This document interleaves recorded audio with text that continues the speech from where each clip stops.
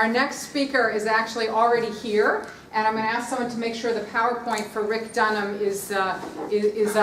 Let me just say that we're packing a lot of speakers back to back, and if people need to go to the restroom, they can go to the restroom, but we're going to go through and cover quite a lot of material.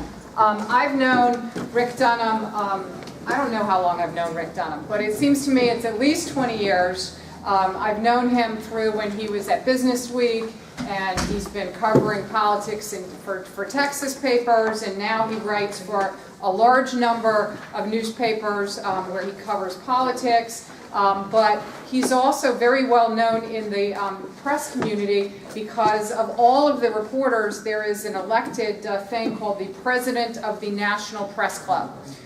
So Rick is a past president of the National Press Club here in Washington. I think you all have seen their big dinners and the big events that the press club does. He also is on faculty for the press club. Not many people who are in interest groups actually know this, but the press club has its own internal workshops for professional development, to teach reporters how to be better reporters and to teach them how to do better. And he is one of the most popular speakers speaking about social media. So the fact that he is here to share with us about social media is really terrific. So Rick, thank you so much for doing this today. Thanks very much. And as Lanny said, it's impossible to say no to Jennifer. I didn't want to, but I said yes. My day job is the Washington Bureau Chief for the Houston Chronicle. I created the Texas on the Potomac blog, which is on Con.com and mysanantonio.com. And I cover politics for Hearst Newspapers, which is 15 newspapers from San Francisco to Albany and Connecticut, with 6 in Texas. So that's my day job. What I do for love is to teach both mid-career journalists things that they need to do to stay employed, and young reporters and aspiring reporters what they need to do to succeed in the ever-changing world. And I tried to compress about 4 different classes that I teach into a 45-minute presentation. If we don't get to it all, let Jennifer know. She can email you the PowerPoint. If I go too quickly, stop me. If you have any questions, also stop me as we go through. So I hope not to rush too much, and let's see what we have here with, see how I do with PowerPoint. I'm so used to,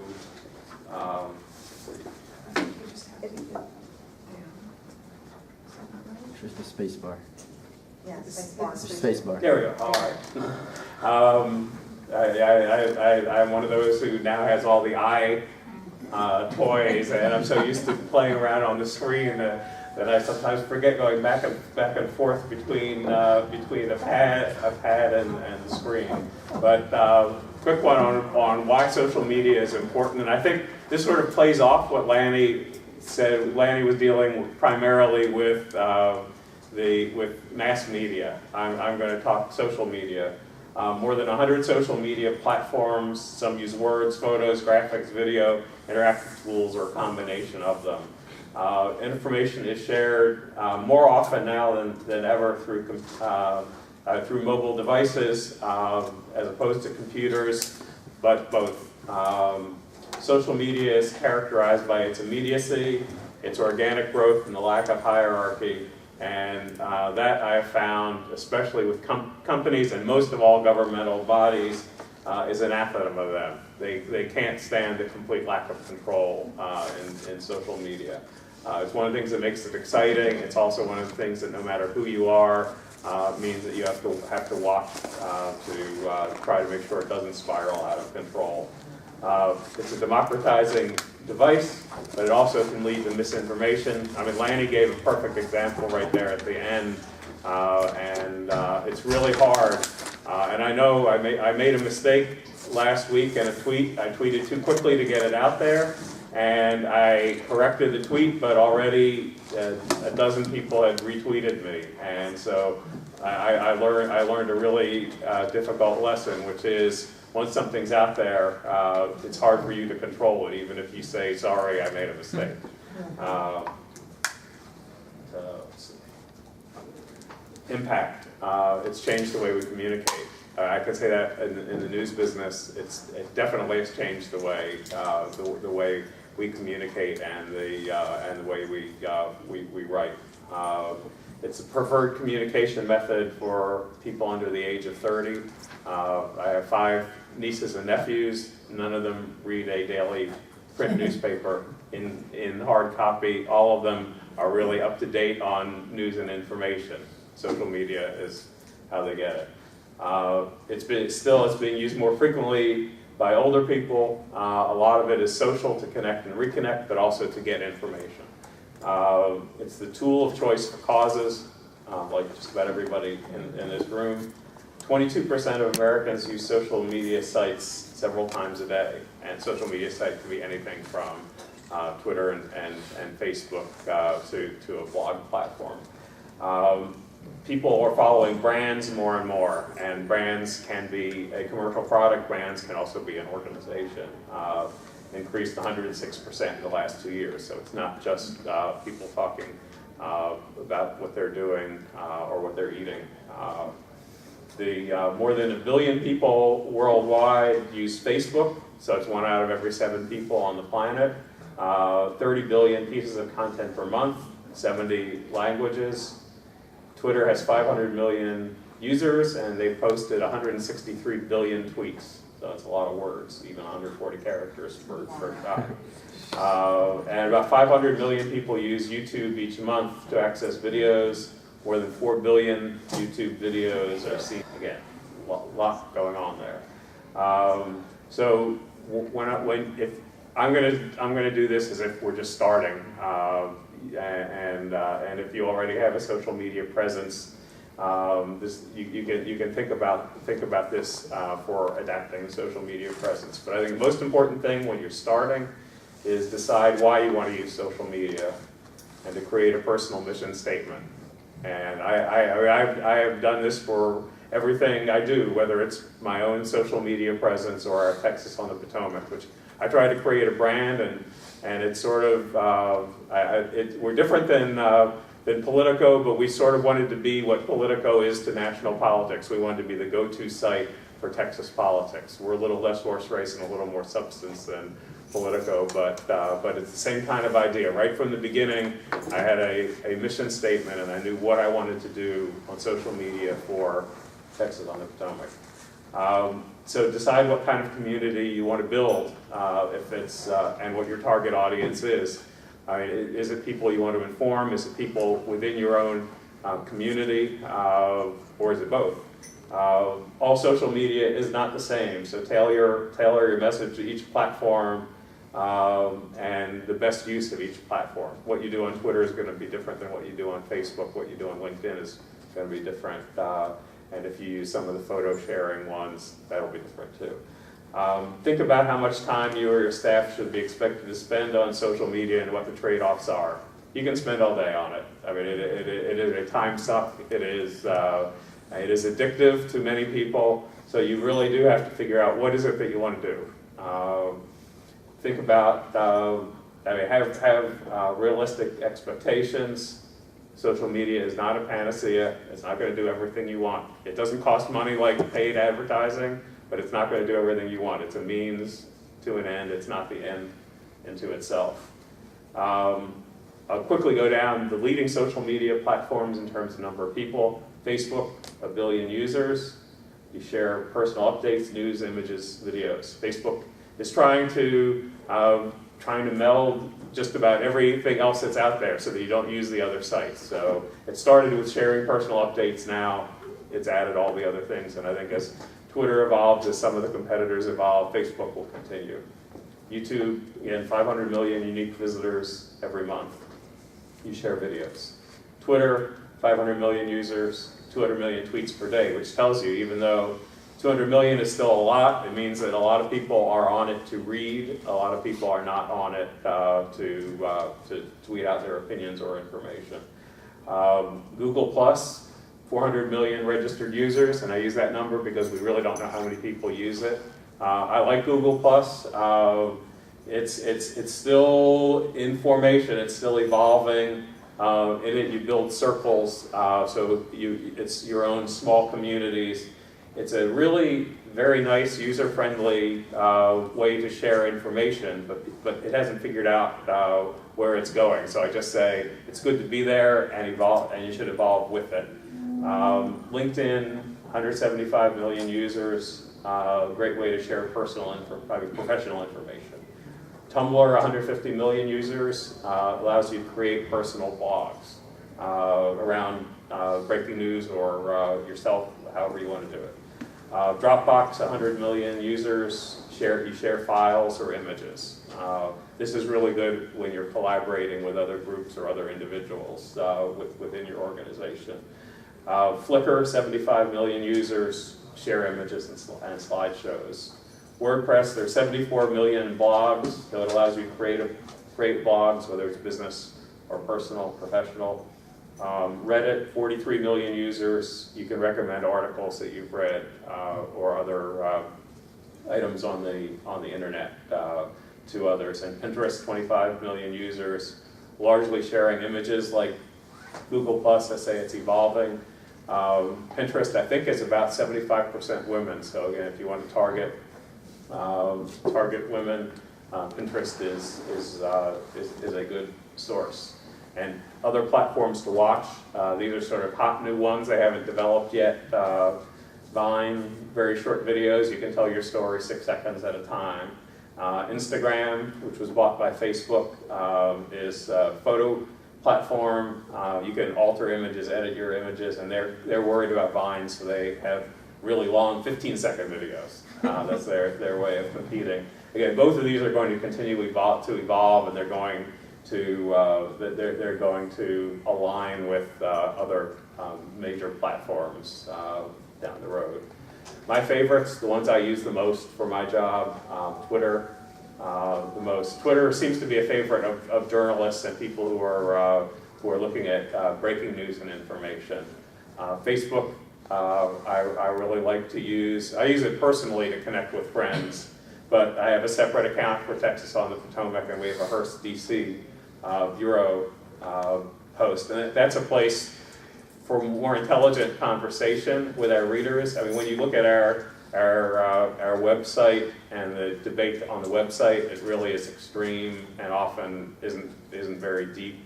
Facebook is a good place to have more intellectual debate. I mean, more serious debate. LinkedIn, I use a lot, and Google Plus again I experiment with. YouTube I use a little. It is harder for me for what we do to have our own videos. They're not very exciting of Texas congressmen speaking, but we often do embed YouTube videos that others post on our site. I mean, there might be a congressional hearing where there's a Q&A that we really want. You can pull it from C-SPAN or other sources and post it. That works really well. Let me start. This applies to all social media platforms. Your profile matters. It's your first impression. You should make it work for you. I always say be professional, smart, and inviting. It's important that you have some personality. I don't know if you can see from there. On my Twitter account, I'm a hockey fan. When I was press club president, we had the NHL commissioner. I got to hold up the Stanley Cup. I use that, and also at the press club. Little one, Angelina Jolie was one of my guest speakers. So I use that to add a little, and then so I say fill it in completely. Take full advantage of the space that you have on your profile, whatever it is. Don't be an egg using Twitter terms. If you don't have a photo, you're an egg. I say that I'm amazed at how many prominent journalists there are who on social media platforms have the shadow background or the egg on Twitter. Don't do that. Just pick a picture. Also, the background pictures. I mean, you can see on almost every site now you have something else in the background. And this, again, however you want to present yourself. On Karen Tumulty, I do believe that is a field of wildflowers and probably bluebonnets because she's from Texas. But it's whatever it is. I think it's graphically inviting, but it also might tell something about you. I've actually on Twitter I now have a White House press conference where I'm sitting in the second row and Barack Obama's speaking. I pulled it from an MSNBC frame grab, and so that tells you I'm in the White House. I'm there. So again, it's the building your brand. So figure out whatever it is you want to say. It's the first impression people are going to have of you. So make it work for you. Make sure to include a link to your wherever you want them to go to find out more, whether it's a website, a blog, a column, whatever it is, to include it in there. Your bios are usually limited number of characters, so use them carefully. And I say in the bottom line, why are you worth following? So sort of answer that question in that. For Twitter itself, I'm going to talk a little about Twitter specifically. Choose your handle carefully. The shorter is the better, because you want people to be able to mention you and have plenty of characters left over, or retweet you, RT, and your Twitter handle, and have plenty of characters left over. And then it's what brand do you want to establish. I decided I want a personal brand, Rick Dunham, so I just used my name. We have at the Houston Chronicle a guy, Eric Berger, who's the science columnist, and he's created, his handle is completely professional, Cron Sci Guy. And he has really created a brand out of that. So he's not Eric Berger, he's Cron Sci Guy. The danger of putting your organization in there is if you change organizations. Ed Henry started out as Ed Henry CNN, then he left CNN to go to Fox. He got smart. He's now Ed Henry TV. So wherever he goes, as long as he's on TV, he can keep his Twitter handle. Now you can change your handles, but it's easier when you want to create an identity to have one that can travel with you. And again, for a number of characters, Christiane Amanpour is a good example. If she had her whole name, first, people would misspell it. Secondly, it's a lot of characters, so she's C. Amanpour.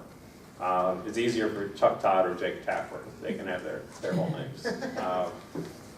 Okay, so why use Twitter? It allows more people to see your work, hear your message, use your website. Again, depending on what you hope to accomplish, it really helps in a hurry. People follow you because either you're a friend of theirs, you're a source of theirs, you're a resource of theirs. People follow you because you're an expert in your subject matter. People follow you because you have integrity. People follow you because you add value. So as you're tweeting, these are all things that you want to keep thinking of. This is why you're using Twitter. 10 do's of using Twitter. Say something. I mean, the thing that bothers me most when I look at my fellow reporters is they'll have, POTUS walks into the room. Who cares? Yeah, I mean, if I'm watching on CNN, I know that. Say something. Say something you'd like to read. Speak in an authoritative voice. If you're creating yourself as the expert, sound like an expert. It's good to be funny. It's good to be clever. Use hashtags. Does everyone know what the hashtag is in Twitter? Okay, it's the £. It's subject matter. So let's just say the big story of the weekend with Trayvon Martin or Zimmerman. You would have hashtag Trayvon or hashtag Zimmerman. This makes it easy to search for anyone who is on Twitter. You can search by hashtags, and you have trending hashtags. And so people who don't follow you can find you easily if you use those. And the other people's handles, their Twitter names, use them when you're referring to them because it's easier for people to share. They see it, they can retweet it from you even if they don't follow you. So again, the more you use these tools, the wider you can disseminate your information and the more people you can bring into your circles. Retweet from your area of expertise, so even if you didn't write it, if somebody else wrote something that, because you want to be the expert, you want to be an authority figure, if somebody else wrote something in your area, retweet it. Either use the RT, or Twitter allows you just to retweet the whole thing directly out. Yes? In retweeting, how do you make people understand? I mean, I've seen it on some people's profiles, but I've got too much stuff to put in my byline to say that retweets are not necessarily endorsements. Right. Sometimes I will retweet something somebody says on a disability issue that is particularly stupid. Mm-hmm. And I've had people contact me and go, I can't believe you retweeted that. That was obnoxious. I said, that's the whole reason I retweeted is because it was Well, completely I have wrong. two ways, two responses that are not quite the same, but take whichever one you want. One is that if you use RT and then the name rather than just retweeting it straight out, Okay. you can do something like an exclamation point or a question mark before the retweet. I did that with, there was one that was really, really stupid in the debate over abortion in Texas, and it was just one I wanted to show people, and again, I have to be careful because I'm not expressing political views, but I wanted people to see an extreme point of view that was being shared, and so I put an exclamation point so people would understand this is shock. Yeah. Okay. So there are ways to do that, and you're right. I don't like to put in my profile retweet does not equal endorsement because that takes up a lot of characters. Right. With journalists, people assume that when you're retweeting, it doesn't mean that you endorse it. You're in a more difficult situation, and so I would tend to say that the first way is the better, where you just have, you use question marks, exclamation points, a combination of something like that to let people know this does not mean you're endorsing it. Right, because one of the things that I do have in my byline is daily dispelling myths about people with Right. disabilities. So again, that's good because then people. I mean, some people would assume it, but as you discovered, not everyone assumes that you don't necessarily endorse what you're sending out. Interaction is important. So if people respond to you, so it's an @ message, it will start with @ your handle, and then they will have responded to something you've posted. I find it's good to respond with the warning, not getting into a flame war and not starting to call other people names. But it helps build a community if you actually have an intelligent conversation. Sometimes hard in 140 characters, but it can be done. Watch for others who are asking questions, who are having conversations in your area of expertise. Respond if you think you can add something to the conversation. I also say use photos if you can. It increases the number of retweets and the number of followers. Yes? So if I can just understand this, having never been on Twitter, the hashtag is subject matter so that anybody can make a comment on whatever that hashtag subject matter is. Right, exactly. And then the @ symbol is somebody's or an organization's specific Right, Twitter handle. They're right handle. there. Okay, so Their name on that Twitter. is specific to that individual or to that organization. Right. And so sometime when there are big events, or if you are talking, there are two or three main ways hashtags are used. One is a breaking news story where we'll have hashtag Trayvon, hashtag immigration for the debate here. A second one will be sort of as a comment at the end of it, like that's really stupid. People do hashtag and then have a sort of a comment afterwards. And there's some of them out there, hashtag LOL, or some of those where people go for strange news.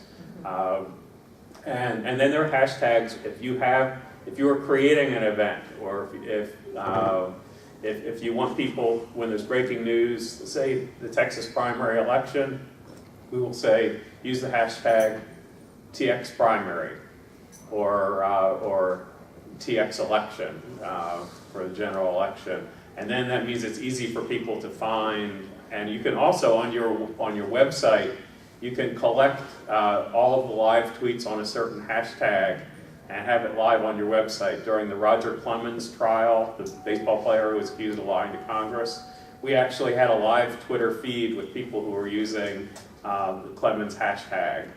So it was not only what we were doing with live blogging, but we had a live Twitter feed for all the others who were covering the trial. Yes? So is a hashtag, does anybody just make up a hashtag? Yes. You just say. Right, exactly. I mean, it's to make it easier for other people to find who are not your followers. And so you think of it that way. Also, you want to think of it in a way, Rick Perry is a perfect example. If you use hashtag Perry, 90% of people will be Katy Perry.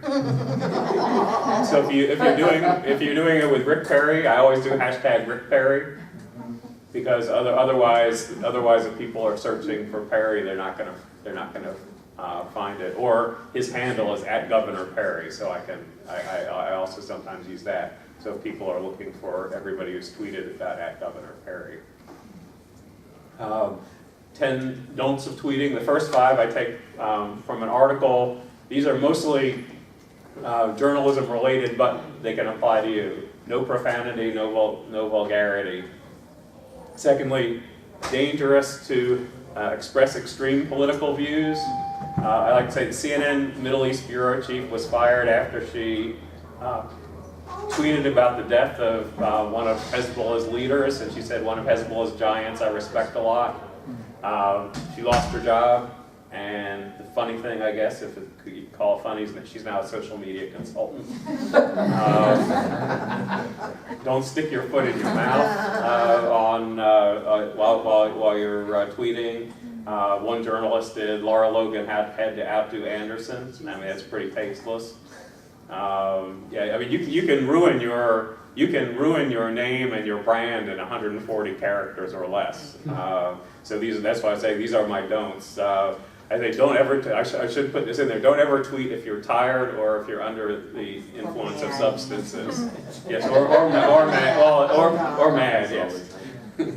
But particularly, I've seen more bad tweets from people who are really, really tired on stories than anything else. But my wife said one in her hobby area, there was one guy who went on a rant when he was drunk one night, and he tried to apologize the next day to everyone he had insulted, but the damage had been done to his reputation. Off the record material. Just because you're there does not mean, if it is off the record, if you're at a session, if the president does invite you in, and it's off the record, you don't want to tweet what he said. I mean, an example with Terry Moran of ABC, when he was at one of these off-the-record sessions with the president, and President Obama called Kanye West a jackass. He not only printed that, but then he said, "Now that's presidential."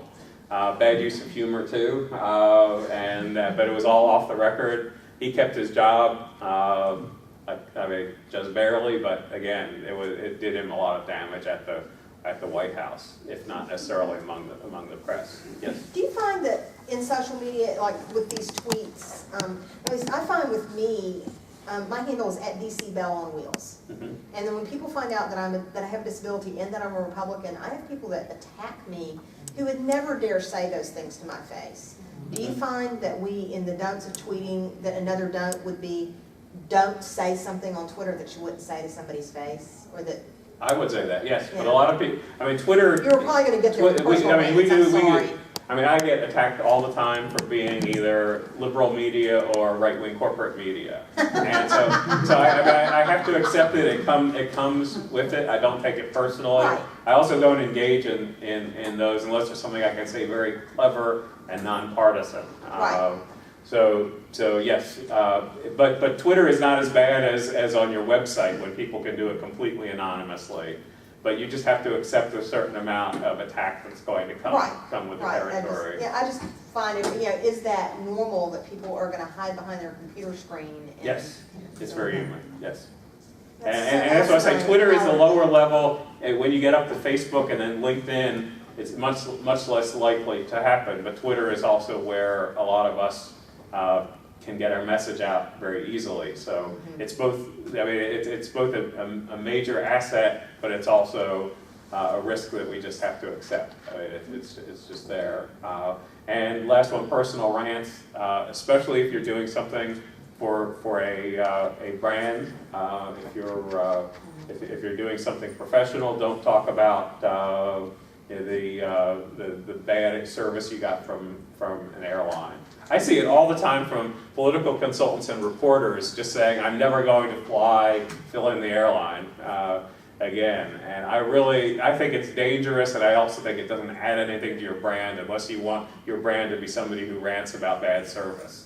And so unless you're Alec Baldwin, I just would not recommend that kind of thing. Well,